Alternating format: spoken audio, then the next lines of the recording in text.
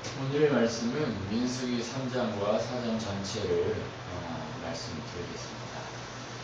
오늘 3장과 4장을 전체를 말씀드리기 때문에 읽을 내용이 많아서 오늘은 말씀을 읽지 않고 제가 그냥 한 가지 설명을 해 나가겠습니다.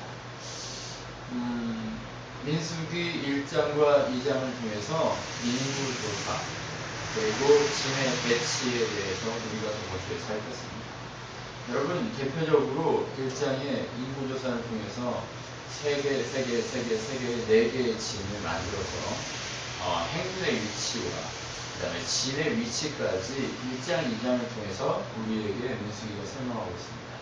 그것을 통해서 인간의 질서가 아니라 하나님의 질서를 통한 하나님의 계획이 민족과 그리고 이스라엘 민족과 이스라엘 모든 사람들에게 하나님이 원하시는 길이 무엇인가를 가르쳐주고 진정으로 삶에서 레위기를 통해 얘기했던 그 삶의 예배의 방식이 어떻게 삶에서 적용될 수 있는가에 대한 내용들을 우리에게 설명해주고 있는 것이 바로 레위기 말씀이었고, 그리고 민수기 1장과 2장을 통해 그렇게 연결되었던 것을 우리는 확인하게 됩니다. 그래서 이제 실제적으로 민수기를 통해서 하나님이 우리에게 얘기하고자 하는 것이 무엇이냐, 그것이 무엇인가를 우리는 하나하나 파악해 가게 되는데, 그것은 다른 것이 아니라 세상의 질서가 아닌 하나님의 질서 속에서만 하나님의 백성이 진정한 예배자로 탄생할 수 있다는 것을 우리에게 보여주고 싶은 것이 바로 민수기입니다. 그러니까 오늘부터 우리가 무엇을 보게 되느냐, 하나님의 질서 안에 있을 때에만 우리가 진정한 예배자로 설 수 있다는 것을 파악하게 되고, 그것을 통해 진짜 예배자의 모습을 배우게 되고, 진짜 예배를 통해서 우리에게 말씀하시고자 하는 진짜 그 삶의 예배를 가질 수 있는 백성이 되게 만드시기 위한 하나님의 계획이 민수기 속에 숨어 있다는 거죠. 그래서 우리는 이제 민수기를 통해서 계속해서 무엇을 보게 되느냐, 하나님이 질서 지어 가시고, 그리고 그 질서 속에서만 하나님의 계획을 누릴 수 있다는 사실을 우리는 오늘부터 계속해서 민수기를 통해 배우게 될 것입니다. 자, 그러면 오늘 본문을 한 가지 살펴보도록 하겠습니다. 자, 그러면 오늘 본문 속에 보면 누구의 질서에 대한 내용이 나오냐면, 앞에 1장과 2장을 통해서는 이스라엘 백성 전체에 대한 질서를 이야기했어요. 그리고 오늘부터는 무엇을 얘기하기 시작하냐면, 이스라엘 전체의 질서가 질서 지어지기 위해 가장 중심에 있었던 성막의 질서를 질서답게 감당할 수 있게 만드는 부류가 누구냐? 레위 지파였다는 거예요. 그 레위 지파에게 허락하시는 하나님의 질서는 무엇이냐? 이것에 대한 얘기를 해보자는 거죠. 자, 그러면 한번 우리가 생각해 보겠습니다. 자, 오늘 3장 1절부터 4절까지 말씀을 보면 하나님께서 무엇을 얘기하냐면, 하나님이 성막의 가장 중심에 서 있어야 될 사람은 누구냐? 제사장이라고 얘기하면서 제사장이 누구라고 하는 그 부르심에 대한 얘기를 합니다. 첫째, 아론을 제사장으로 불렀습니다. 성막을 보면, 자, 이스라엘의 진 배치를 보면, 자, 이쪽이 문인 동쪽입니다. 네. 그래서 이쪽에 유다 지파 진이 쓴다고 했습니다. 여기가 유다입니다. 그리고 여기에 누가 진을 치느냐? 모세와 아론에게 속한 자들이 진을 칩니다. 그 다음에 여기가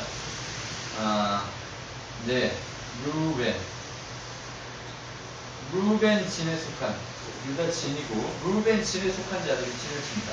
그리고 여기에는 레위 지파의 한 족속인 고앗 족속이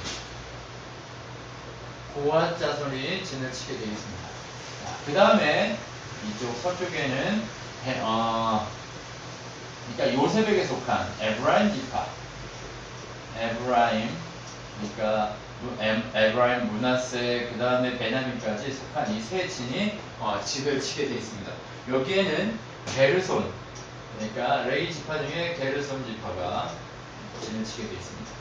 그리고 여기에는 단 진영에 속한 지파들이 진을 치게 되어 있습니다. 여기는 레위에게 속한 무라리 자손이 진을 치게 되어 있습니다. 그러면 성막이 지금 사방위를 향해서 진을 치게 되고, 자, 각자 어디를 향해서 진을 치느냐? 성막을 향해서 진을 친다고 얘기했습니다. 모든 민족이 어떻게 진을 치느냐? 성막을 향해서 진을 치는 거예요. 자, 그리고 여기가 법궤가 이렇게 있고, 네, 그 다음에 여기가 분향단, 그 다음에 뭐 여기 이렇게 떡상과 등잔 뭐 이런 식으로 되어 있는 그 모습을 우리는 상상할 수 있습니다. 이 모습을 이렇게 해놓고 이 성막 자체를 누가 관리하느냐? 제사장이 관리하는데, 아론에게는 아들이 4명이 있었어요. 4명이 있는데 그 4명의 이름이 나답과 아비후였어요. 근데 나답과 아비후는 출애굽 10장에 보면 다른 불을 들여서 레위기 10장입니다. 레위기 10장을 보면 다른 불을 들여서 죽는 사건이 일어납니다. 다른 불을 들여 죽고 누구만 살고 있느냐? 그 동생들인 엘르아살과 그 다음에 엘르아살과 이다말이 살고 있습니다. 아론의 아들이 이제 2명 남은 거죠. 그러니까 제사장은 총 누구 있어요? 대제사장인 아론과 그 3번째 아들인 엘르아살과 이다말이 제사장의 직분을 감당하고 있는 겁니다. 그래서 민수기부터는 이 3사람을 제사장으로 칭하고 있는 거예요. 일단 민수기 안에서는 이 3사람이 제사장입니다. 이 3사람이 제사장인데 이들이 기름 부음을 받고 구별되어서 여기서 성막의 일을 돌본다라고 얘기했어요. 여기는 물두멍이 있고 여기 이렇게 번제단이 이렇게 있습니다. 자, 이 모습으로 성막이 이렇게 진행되어 있는데 처음에 진을 칠 때는 이게 가만히 있잖아요. 그런데 이게 진을 고칠 때는 어떻게 해야 돼요? 진을 고칠 때는 이 진을 이 3명이 그리고 모세까지 4명이서 이 성막 자체를 다 이동시키고 움직일 수가 없잖아요. 그렇기 때문에 누가 이것을 감당한다고 얘기했어요? 바로 고한 자손과 게르손 자손과 무라리 자손, 레위 지파에 속한 이 자손들이 이 모든 것들을 이동시키고 다시 텐트를 치고 하는 일들을 감당했다는 거예요. 누구의 지휘 아래서요? 바로 이 제사장들의 지휘 아래서 이 일을 감당했는데 이 모든 것을 아무렇게나 막 붙어서 이 3 지파가 고핫, 게르손, 무라리가 이동한대 하니까 아무렇게나 가가지고 막 치고 하는 그런 게 이동시키고 하는 그런 것이 아니라 하나님께서 주시는 방식으로 이것을 이렇게 할 수 있도록 만들었다는 거예요. 여러분, 하나님께서 그냥 아무렇게나 누구를 세워가지고 너는 여기서 이거 해, 너는 여기서 이거 해 이렇게 하시는 하나님이 아니라는 거예요. 하나님은 모든 것들을요 다 하나님의 계획대로 하나님의 뜻 안에서 질서 지우고 하나님의 질서 속에서 이 모든 것들을 감당할 수 있도록 만드신다는 거예요. 자, 그래서 하나님께서 레위 지파를 이제 사용하는데 왜 레위 지파를 사용하느냐? 레위 지파만 이뻐해가지고 모세 지파기 때문에 레위 지파를 이렇게 했느냐? 그런 게 아니에요. 하나님께서 제사장을 세웠다. 그 다음에 5절부터 13절까지 무슨 얘기를 하냐면 여러분 출애굽기에 보면 6월절 절기가 제정되는 상황 아시죠? 네. 10번째 재앙을 해결하기 위해서 하나님께서 천사를 보내서 이스라엘 백성의 문 설주와 임방에 받아져 있는 양의 피를 보고 어떻게 합니까? 양의 피를 보고 그 이스라엘 백성의 장자들은 죽지 않고 넘어갈 수 있는 그 패스오버한 절기가 바로 그겁니다. 그래서 하나님께서 이스라엘에게 무엇을 얘기하냐면 패스오버에 대한 얘기를 하면서 첫 번째 이스라엘에게 속한 사람이든지 짐승이든지 첫 번째 나오는 모든 장자의 것들은 다 하나님의 것이다 라는 그 결정을 내리셨어요. 다 하나님이 살리셨기 때문에 생명도 물질도 그 모든 것도 하나님의 것이라는 거예요. 그런데 실질적으로 그게 하나님 것이라는 증거가 나타났습니까? 아니요. 그거를 그렇게 장자를 다 뽑아서 하나님이 여기 일하도록 사용하신 게 아니라고 얘기했어요. 그럼 누구라고 얘기했어요?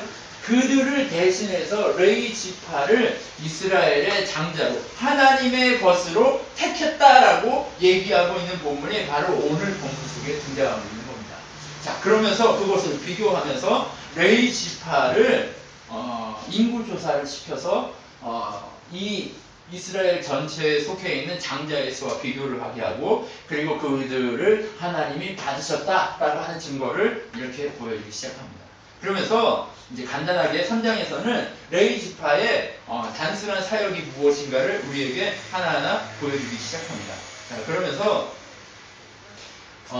보통 인구조사는 20살에서 60살까지, 군대를 위한 인구조사는 20살에서 60살까지 했단 말이에요. 그런데 레이 지파는 어떻게 했느냐? 20살에서 60세까지의 나이가 아니라 1개월 이상의 남자들은 다 개수합니다. 여러분 1개월 이상의 남자들을 다 개수해 보니까 게르손 지파가 몇 명이었냐면 게르손 어디 있어? 게르손. 네, 여기 있네. 게르손 지파가 7,500명. 자, 그 다음 고앗 지파가, 제가 이거를 뭐 다 외울 필요도 없고 알 필요도 없지만 일단은 적어 보겠습니다.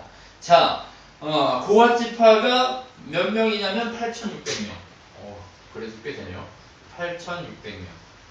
자, 그 다음 무라리 지파가 6,200명. 6,200명. 그리고 이들을 담당하는 일들이 간단하게 3장에 게시되어 있는데 그것이 무엇이냐면 게르손 지파는 무엇을 하냐면 이 성막 주변, 그 다음에 이렇게 뜰이 있잖아요. 이 뜰이 넓게 있는데 지금 이제 지명 이렇게 상황상 이렇게 그렸는데 이 게르손 지파는 무엇을 담당하냐면 이 뜰에 있는 그 뚜껑들 있죠. 덮개. 맞나? 네. 아무튼 게르손 자손은 무엇을 담당하냐면 네. 이 성막에 있는 성막의 덮개들, 그 다음에 휘장들, 이 모든 것들을 다 누구예요? 게르손 지파가 움직이게 이동시키고 그리고 이거를 날고 하는 행군 시에 이들을 무엇을 하냐면 이 성막에 행군이 결정된다. 그러면 성막을 먼저 이 제사장들이 와 정리한 다음에 있는 이 덮개들을 다 정리를 한다는 거죠. 자, 그 다음에 고앗 자손이 하는 일이 뭐냐면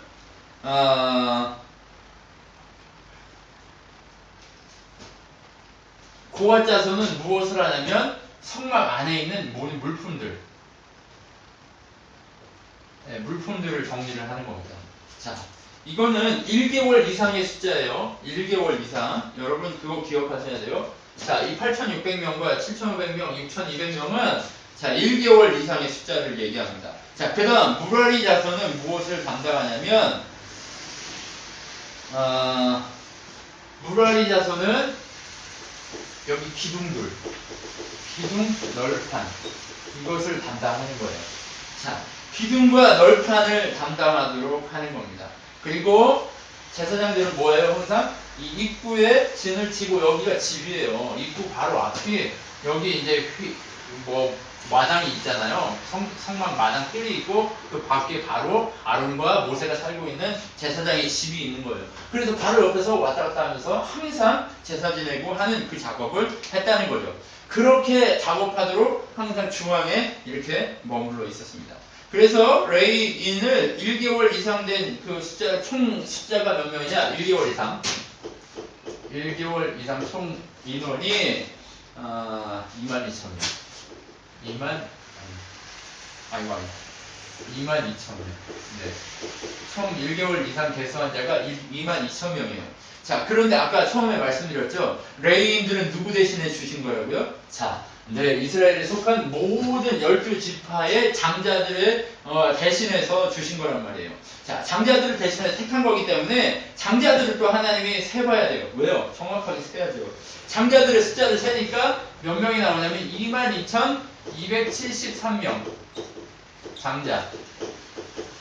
장자의 수가 22,273명이에요. 그러면 몇 명이 더 많아요? 장자의 수가? 273명이 더 많단 말이죠. 273명이 더 많으니까 이 숫자대로 한 사람당 곱하기 5세겔 해가지고 걷어들인 거예요. 걷어서 몇 세겔을 했냐? 1365세겔을 걷었습니다. 1365세겔을 거두어서 누구를 주느냐? 레이인들 나눠줄까요?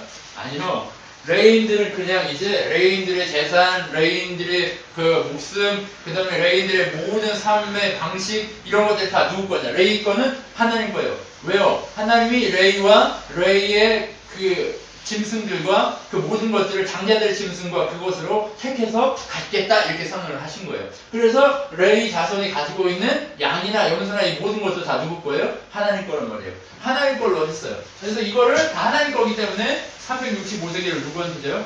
성소에 있는 제사장한테 줘서 제사장이 성소를 위해서 사용할 수 있도록 했다 이렇게 얘기를 해요.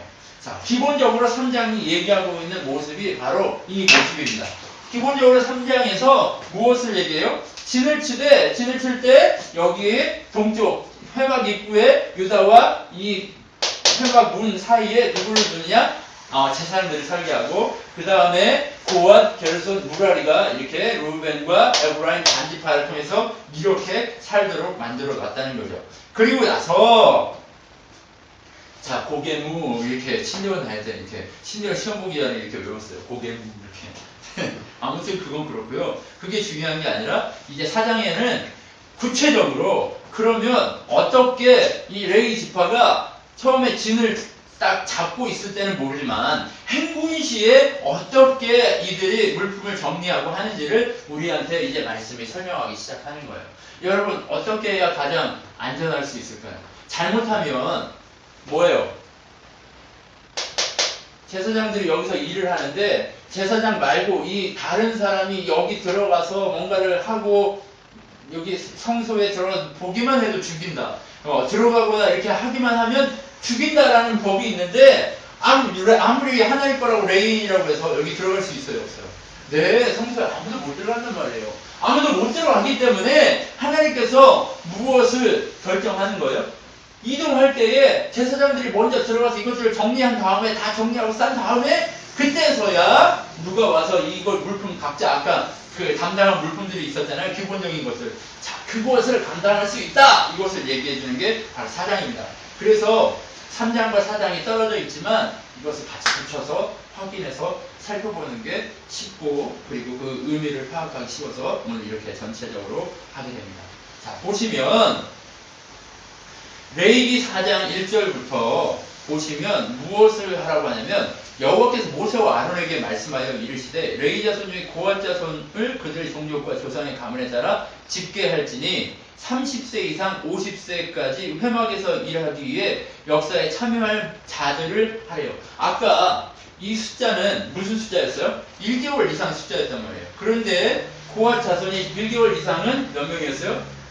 1개월 이상 8,600명이었어요. 자, 그런데 1개월 이상이 아니라 성막에서는 몇 살만 일해요?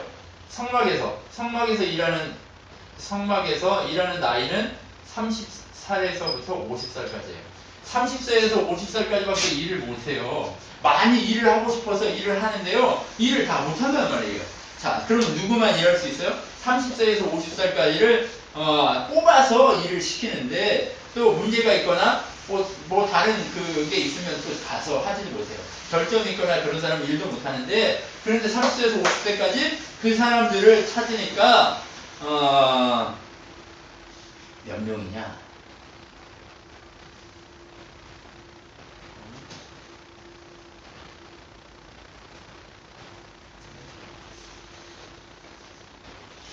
아무튼 이따가 나오면 얘기를 하겠습니다.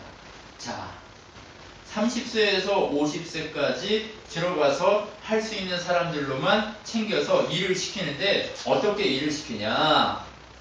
한번 보십시오. 4절부터 고앗 자손이 회막에 들어 지성문에 대해서 일을 해야 되는데 지들이 마음대로 아무렇게나 들어가서 일을 하면 다 죽어요.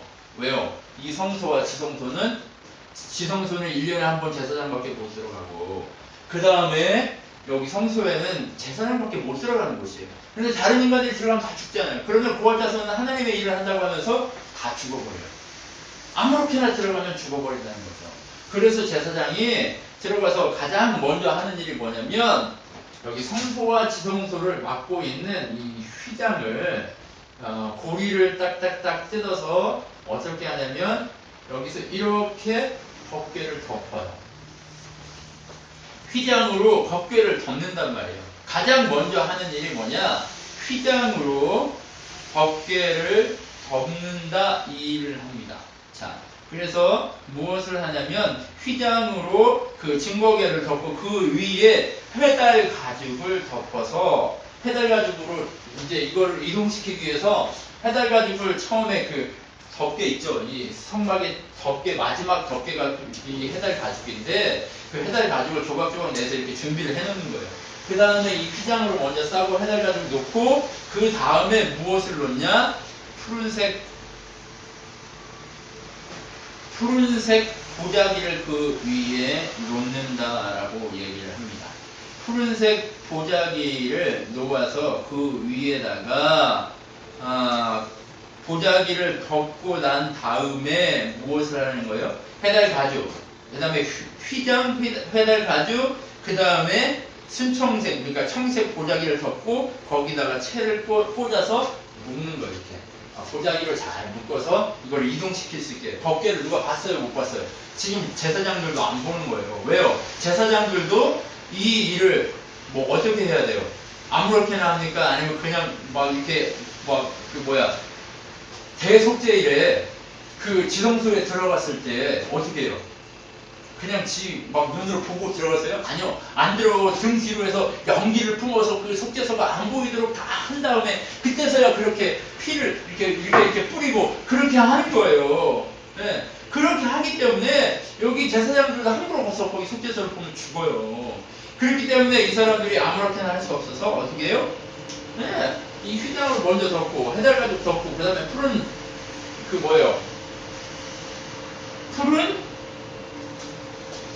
보자기를 덮고 묶어서 그 다음에 채를 딱 꽂는 거예요. 네, 채를 꽂아서 어떻게 해요? 둘 수 있도록 이렇게 묶어두고 그 다음에 진설병 위에 진설병을 올려놓는 상. 네, 여기 상이 있다고 했잖아요. 진설병 상. 상 위에 무엇을 놓냐면 또 푸른색 보자기를 딱 놓는 거예요. 푸른색 보자기를 놓고 그 위에다가 진설병을 위해서 떡을 만들고 하는 그릇들, 숟가락, 그 다음에 도구들 다 있을 거 아니에요. 그 떡상에 그것을 향 피울 재료 등 이런 것들을 다 거기다 올려 나온 다음에 보자기를 어떻게 해요? 싸요. 자, 이 상에다가는 이 청색 보자기 한 다음에 그것을 두고 그 다음에 홍색 보자기, 붉은색 보자기를 펴고 붉은색 보자기를 그 위에다 덮는 거예요. 그 다음에 해달 가죽으로 덮어서 어떻게 해요? 상도 구멍이 있잖아요. 채를 딱 빼요. 그렇게 해서 어떻게 해요? 떡상을 묶어놓고 그 다음에 등대를 묶는데 어떻게 하냐면 등잔대와 그 다음에 모든 기구를 해달의 가죽 덮개 안에 넣어 해달의 가죽 덮개 안에다가 이 등대와 이 모든 것들을 쿠션을 있게 한 다음에 그것을 딱 어떻게 해요? 붉은 보자기 피고 그 다음에 그것을 한 다음에 해달 가죽으로 덮어서 그것을 들것에다 올려 놓는 거예요. 이거는 채에 끼고 하는 그런 게 아니라 들고 다닐 때 들것을 만들어서 이것을 딱 올려 놓으라는 거죠. 그 다음에 기타 성소에서 쓰는 모든 기구들을 청색 보자기에다 싸고 해달 가죽으로 싸서 다시 들것에 올려라. 그 다음에 마지막에 나온 게 뭐 있어요? 번제단과 물두멍 이런 게 있을 거 아니에요? 번제단은 먼저 무엇을 해야 돼요? 거기서 계속 24시간 불타고 있으니까 어떻게 해야 돼? 네, 거기서 먼저 재를 없애고 그 다음에 거기에 있는 불 이런 것들은 이제 불 위에다가 이제 꺼지지 않도록 불그릇에 이렇게 담겠죠. 자, 그 다음에 정리를 한 다음에 홍색 보자기를 펴고 그 다음에 거기 위에다 붉은색입니다. 거기다가 번제단과 관련되어 있는 모든 기구들을 다 올려요. 그리고 거기다가 뭘 덮어요? 페달 가죽으로 다시 덮고 그 다음에 채를 꽂아서 이렇게 묶어서 멜 준비를 다 해놓는다는 거예요. 이 과정이 완성된 이후에야 누가 들어가요?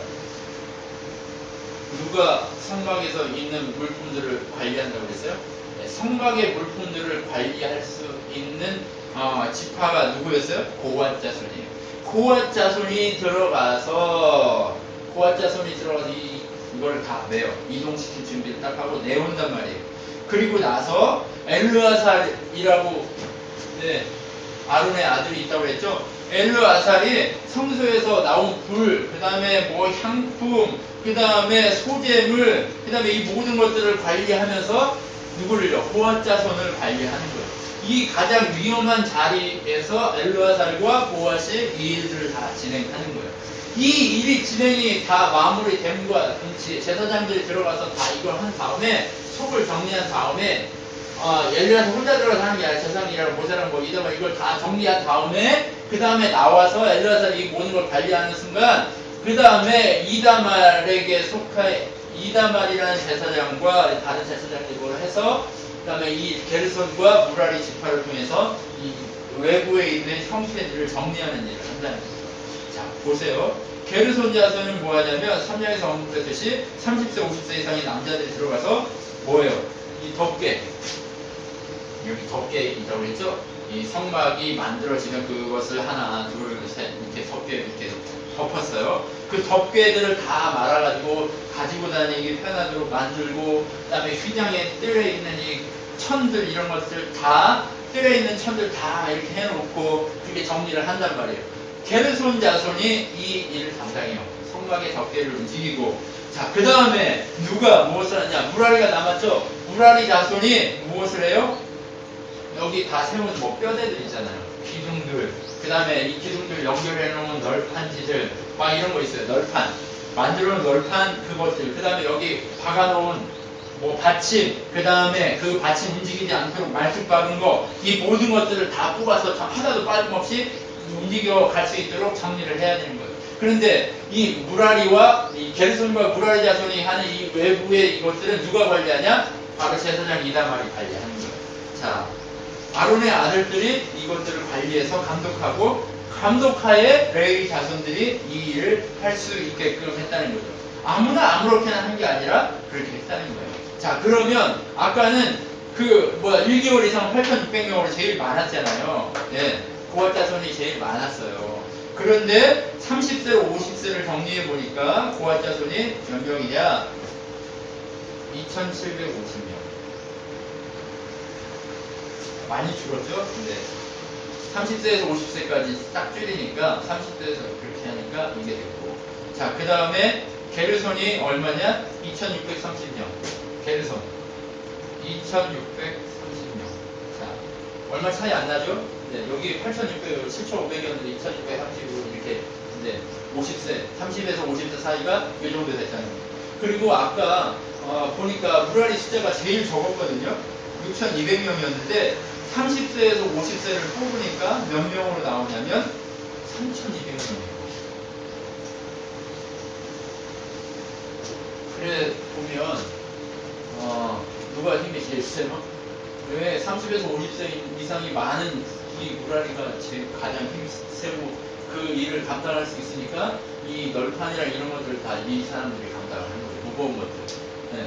기둥 무거운 거, 그 다음에 미사랑 그 다음 덮개, 그 다음에 가장 중요한 일도 세심하게 해야 되기 때문에 이 사람들 이렇게 그들의 그 민족의 특성과 상황과 이 모든 것들을 다 해서 하나를 했다는 거예요. 그래서 이들의 총 그 성막에서 일할 수 있는 숫자가 몇 명이냐?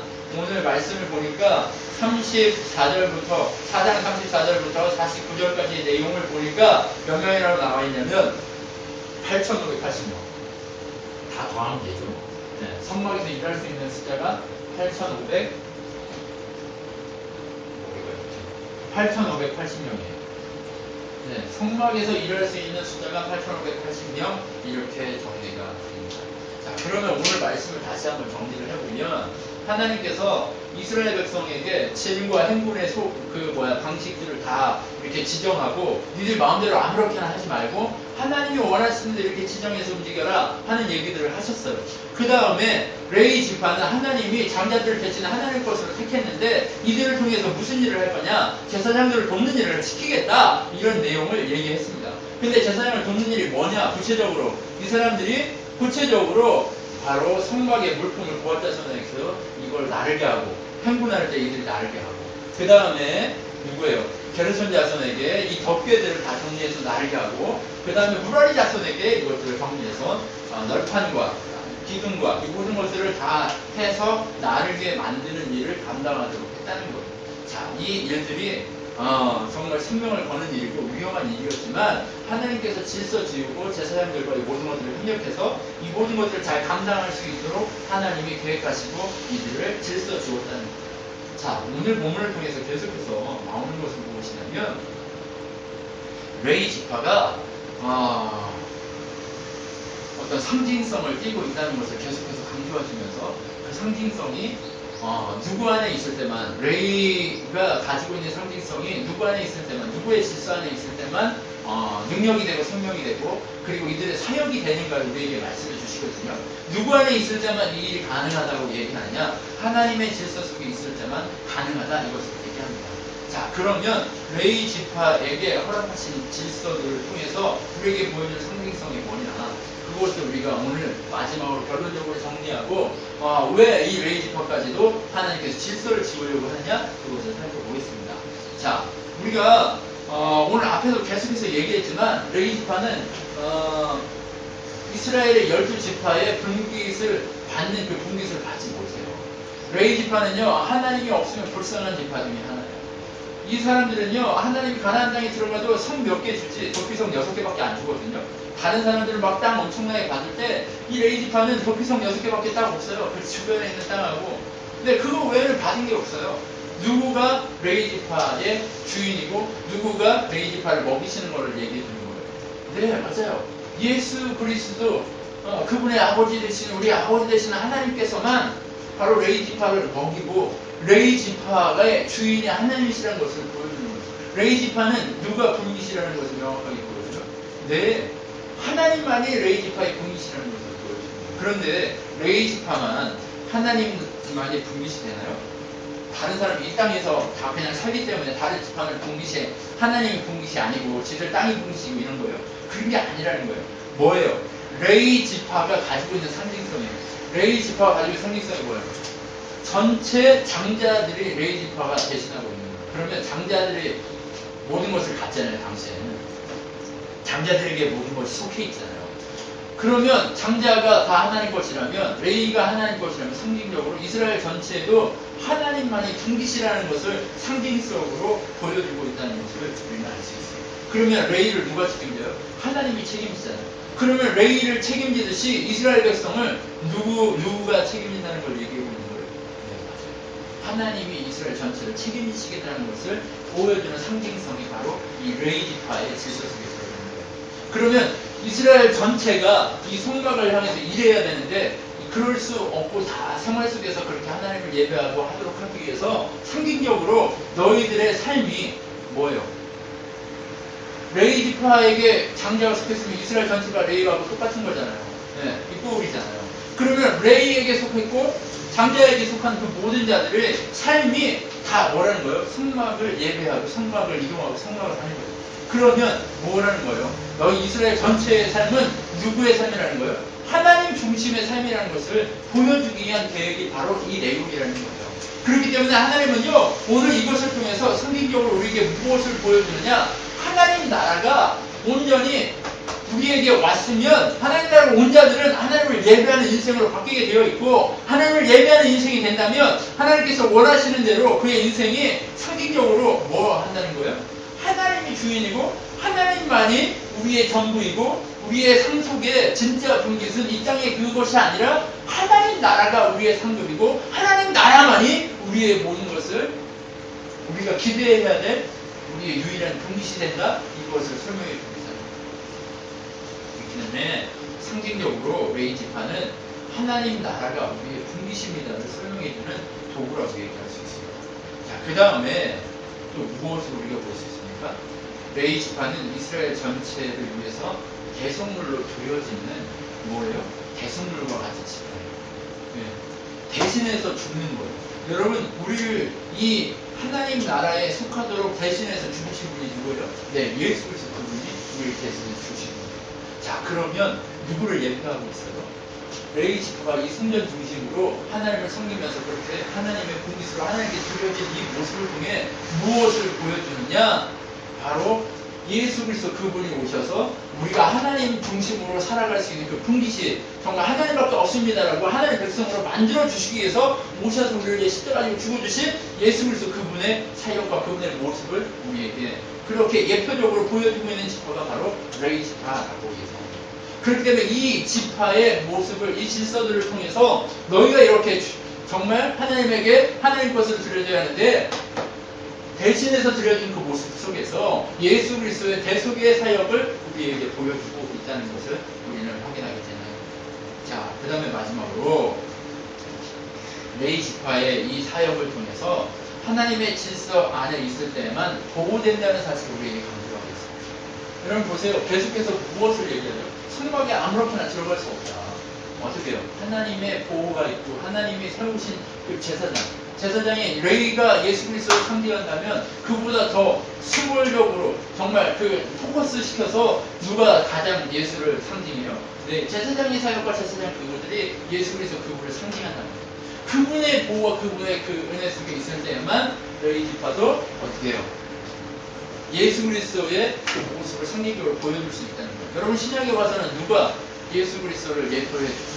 네, 바로 우리 각 사람이요 삶으로 예수 그리스도를 보여주는 작은 예수님인 거예요. 왜요? 우리는 그분과 화목되었기 때문에 예수님을 보여주는 삶을 사는 거예요. 자, 그러면 예수님이 우리에게 보여줬죠? 예수님을 보여주는 게 우리의 삶을 통해 또 확장되죠. 자, 그러면 또 다시 제사장이요 예수 그리스도를 보여주죠. 레위로 확장해서 예수 그리스도 보여주죠. 그다음 이스라엘 전체를 확장해서 예수 그리스도를 보여준단 말이에요. 어떻게 해요? 그렇게 하나님께서 택한 자들을 세워서 대속의 제물로 사용하시고 하나님의 질서 속에 있을 때만 진정한 안정과 진정한 안식과 진정한 뭘 가질 수 있다는 걸 보여주고 있어요. 위로를 얻을 수 있다는 것을 우리에게 보여줄 수 있는 거예요. 여러분 진정한 생명, 진정한 하나님 주시는 은혜, 진정한 우리가 누리고 싶어하는 그 평화, 그 샬롬, 이 모든 것들이 어디에 있을 때만 가능하다는 것을 보여줘요. 레위 이 지파들을 통해서 하나님의 질서 속에 있을 때만 샬롬이 있고 안전이 있고 정말 생명이 있고 평화가 주어질 수 있다는 것을 우리에게 명확하게 보여주고 있다는 거예요.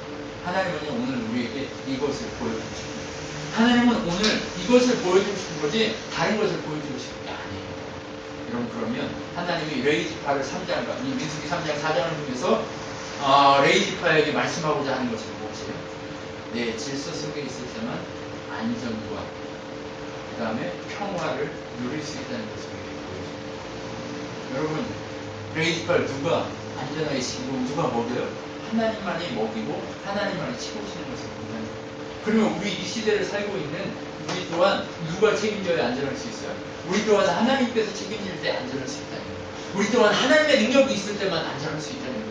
우리 또한 하나님의 계획 속에 있을 때만, 하나님의 은혜 가운데 있을 때만, 하나님의 질서 속에 있을 때만, 하나님께서 세워주신 질서 속에 있을 때만 안전할 수 있다는 거예요. 그럼 우리가요 세상에서 아무리 좋은 것들을 얻으려고 노력하고 채우고 아무리 만들어 놔도요 우리는 허무해요. 왜요? 그것은 세상의 질서고 나의 질서지 하나님의 질서가. 그렇게 환경은 어렵고 힘들고 물론 잘된 환경일 수도 있어요. 그 모든 환경과 그 모든 상황은 언제나 그대로이지만 내 마음과 내 삶과 내 모든 방식이 예수 그리스도 중심으로 하나님 중심으로 걸어가기 시작한다면 우리의 삶의 방식은요 우리의 삶의 방향은요 어떻게 돼요? 하나님 안에서 안정감을 누리게 바뀌게 됩니다. 여러분 우리가 이것을 놓치면 안 돼요. 여러분 우리가 이것을 놓치면 우리는 망해요. 여러분 우리가 이것을 놓친다면 우리는 영락 없이 미아가 되는 거예요. 세상의 미아. 우리의 고향은 이곳이 아니에요. 부모 떨어진 아이가 얼마나 울고 막 난리를 쳐요. 근데 어떻게 해요? 엄마가 오면 완전히 막 말을 많이 난리를 하겠죠. 그것처럼 우리가 평화를 누리고 정말 기쁨이 있겠죠. 제가 이렇게 다른 애기를 이렇게 메고 가면 막 울어요. 그런데 엄마가 딱 갖다 주면 어떻게 해요? 안 울잖아요. 그것처럼 우리가 정말 하나님의 은혜 가운데 하나님의 질서 속에 있는 것이 엄마 품에 안겨서 그렇게 있는 것과 같은 은혜인 것을 우리가 알아야 합니다.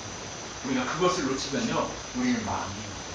그렇기 때문에 우리는 하나님의 질서 안에 거하기 위해서 애써야 됩니다. 여러분 질서 안에 있으라고 하면 우리는 싫어요. 질서 안에 있으라고 하면 우리는 괴로워요. 질서 안에 있으라고 하면 진짜 이게 뭐야 이렇게 된단 말이에요. 그런데 하나님이 우리 안에 무엇을 얘기해요? 아, 질서 안에 있을 때만. 세상의 질서는 우리를 올가매지만 하나님의 질서 안에 있을 때는요, 그 질서가 우리를 올가매는 게 아니라 자유하게 만들어요. 예수님이 우리에게 뭐라고 얘기해요?